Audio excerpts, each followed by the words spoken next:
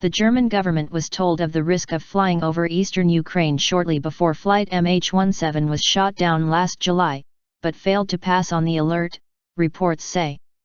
Diplomatic cables sent 2 days before the crash said the situation had become very alarming, German media say. The cables cited the downing on July 14 of a Ukrainian Air Force plane at a height of about 6,000 m, 20,000 feet. Flight MH17 was brought down 3 days later, with the loss of 298 lives. The Malaysia Airlines plane had been flying from Amsterdam to Kuala Lumpur and 196 of those on board were Dutch.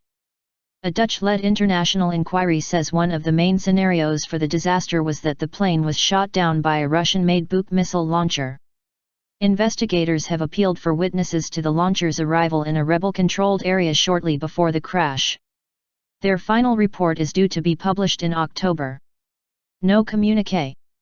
According to German public TV channels NDR and WDR and Süddeutsche Zeitung, the Foreign Ministry cables had assessed the downing of the Antonov military plane on July 14, 2014 as a significant development because of its altitude at the time.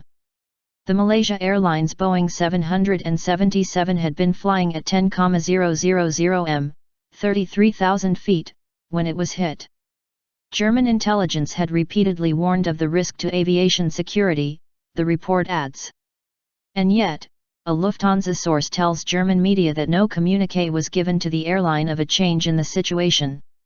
3 Lufthansa planes flew over the area on the day of the disaster, including one 20 minutes beforehand, and it was pure chance that none was hit, the report says. Other German airlines had been avoiding the region for some time. If the government had given our company a warning with an advisory of new status, then certainly Lufthansa would not have flown over eastern Ukraine anymore, the source said.